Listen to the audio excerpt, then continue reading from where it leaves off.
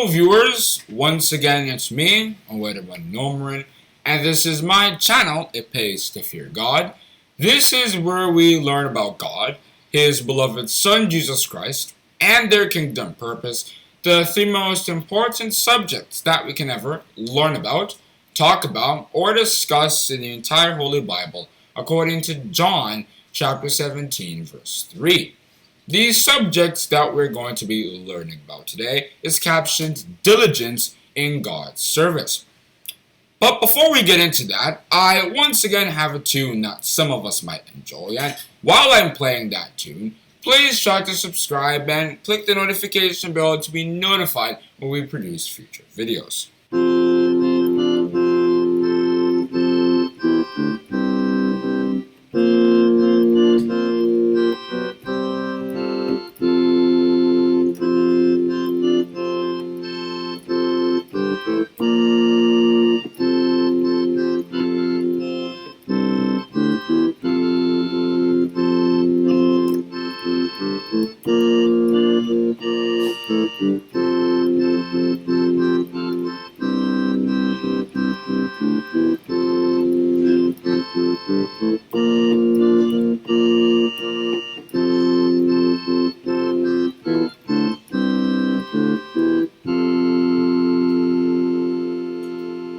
Once again, the subject that we're going to be learning about today is captioned Diligence in God's Service. And I'll be inviting my brother to come tell us some more interesting things about this subject. We've probably all heard of the word diligence at some point, but what does it mean in Christianity? We have to understand how to be diligent in God's service because that will allow us to win the favor of God and Jesus. Now, before I start talking about spiritual diligence, I want to talk about physical diligence, the kind of diligence we see in our day-to-day lives. Physical diligence is just being passionate about something, being able to work hard for something, whether it's volunteering or your business or just your 9-to-5 job. Physical diligence is supported by the Bible in verses like Proverbs chapter 6 verses 9 to 11, talking about how lazy people will be dishonored, they'll be shamed. And Proverbs chapter 10 verse 5 says that lazy people are the shame of their fathers because they don't want to work, they don't want to do anything, and they aren't a good look on the family name. While diligent people will have honor, according to Proverbs chapter 22, verse 29, which reads, "Seest thou a man diligent in his business? He shall stand before kings. He shall not stand before mean men." And a biblical example of a physically diligent man was Jacob.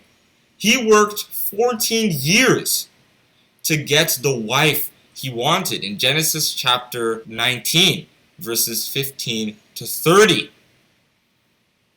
He was tricked by Laban into working 7 years for the wrong wife, but he didn't get angry at Laban or demand that instead of Leah, he should get Rachel. No, he worked an extra 7 years and he got both wives. But this sermon isn't about physical diligence. It's about spiritual diligence, working hard to serve God. And there are many examples in the Bible of people who were diligent in serving God. For example, there was Hezekiah. He was a diligent worshiper, according to 2 Chronicles chapter 31, verses 20 to 21. He did what was right in the sight of the Lord, and he stuck with the commandments. In fact, he was such a great king that he was the best king of all Judah, according to 2 Kings chapter 18, verses 5 to 6. And of course, there's Job. Job had to go through a lot of trouble, according to Job chapters 1 and 2. And even his wife didn't support him, according to Job chapter 2, verse 9, which reads, "Dost thou still retain thine integrity? Curse God and die." But despite all this, despite what even his friends were telling him, that he was a sinner, because he was suffering, Job still stuck with God, and he was rewarded with twice of everything he'd owned before, according to Job chapter 42, verses 10 to 16. And finally, there's the story of Abraham. Not only did Abraham go to the land that God told him to go to, even though he had no idea what this land was like and whether he and his family would be able to settle there, he also almost sacrificed his son Isaac, according to Genesis chapter 22, verses 1 to 13. Again, because God told him to. He waited 2 decades for that son, but because God wanted something done to him, he did that in faith. But of course, despite the efforts of these men, no man can ever be as diligent as Jesus Christ. At the age of 12, he chose to leave his parents as they were traveling from Jerusalem to Galilee and stay in Jerusalem to speak to the doctors and to learn about the truth, according to Luke chapter 2, verses 41 to 50. And 2 decades later, he would eventually chase all the moneylenders out of the temple, the people who were selling goats and chickens, to fulfill Psalms chapter 69, verse 9. He was angry that people were using the temple for all their business instead of using it for what it was for, religious worship. And the reason why he was so faithful, so diligent, was because my meat is to do the will of him that sent me and to finish his work. John chapter 4, verse 34. Jesus came down to this earth to do what God told him to do, which was why he felt it was reasonable to ask God for glorification, according to John chapter 17, verses 4 and 5. But what about us? What can we do to be diligent in God's service? How do we follow the advice of Hebrews chapter 6, verse 11? Well, we should study the Bible, according to Joshua chapter 1, verse 8, which reads, "This book of the law shall not depart out of thy mouth, but thou shalt meditate therein day and night, that thou mayest observe to do according to all that is written therein. For then thou shalt make thy way prosperous, and then thou shalt have good success." This may seem obvious, but it's important to remember that we can't just wake up one day and say, we want to be diligent. No, diligence is something that can only be measured after months and years.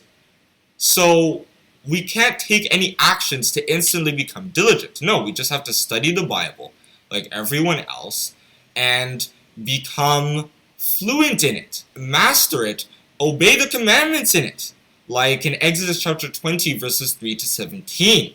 Develop the virtues of it and change our personalities to match those. The virtues in Galatians chapter 5, verses 22 and 23, which read, "But the fruit of the Spirit is love, joy, peace, long-suffering, gentleness, goodness, faith, meekness, temperance. Against such there is no law." We need to eventually get these things in our hearts, ingrain them in our hearts, according to Deuteronomy chapter 6, verses 6 to 9, and that way we can love God with all our heart, with all our soul, and with all our might, according to Deuteronomy chapter 6, verse 5. Because it is only when we love God that we can become diligent to Him. And once we are diligent, then we can finally serve God the way He wants to, and we can get eternal life, according to John chapter 5, verses 28 and 29. In conclusion, diligence is a skill that we have to learn in order to serve God faithfully. But it isn't some foreign concept. Just as we can be diligent at work by obeying the laws that guide work and eventually coming to love our jobs, we can be diligent by following the laws of God, coming to love them, and then carry them out in our lives. And that is the end of my talk on the subject, diligence in God's service. Thank you for listening. So that, my viewers, is some information on the subject diligence in God's service. Diligence is a virtue that all Christians must have. If you read 2 Peter chapter 1 from verses 5 to 11, one of those virtues was diligence. And also Hebrews chapter 12 verse 15, where St. Paul had stated, looking diligently lest any man fail of the grace of God, lest any root of bitterness springing up trouble you, and thereby many be defiled. The spirits in heaven throw various challenges at us, not to bring us down, but to strengthen our faith. If we read 1 Corinthians chapter 10, verse 13, and James chapter 1 from verses 2 to 4. Therefore, we have to build up that sense of diligence in order to overcome. If we fall, the spirits are going to tell us, come on, get up, man. You're righteous after all. But we have to be able to overcome such things. If we read Revelation chapter 2 in verses 7, 11, 17, and 26. Because righteous ones are like the ones spoken of in Proverbs chapter 24 verse 16, where King Solomon had stated, for a just man falleth 7 times and riseth up again, but the wicked shall fall into mischief. We can only fall 7 times and get back up 7 times if we are diligent in God's service and we do not cease from doing good. If we read Galatians chapter 6 verse 10, but rather we continue in the service of God to the end of our lives. To conclude this episode, I once again have a tune that some of us might enjoy.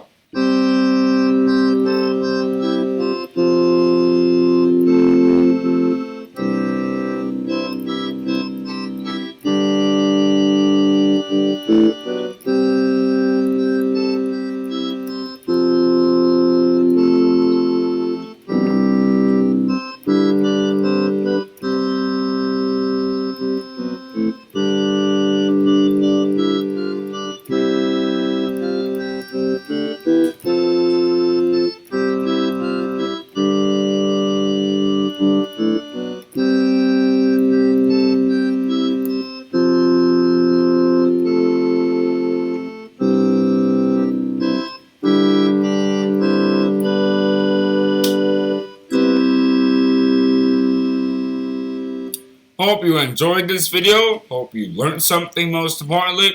Please try to subscribe, share this video, and click the notification bell to be notified when we make future uploads. Thank you for listening.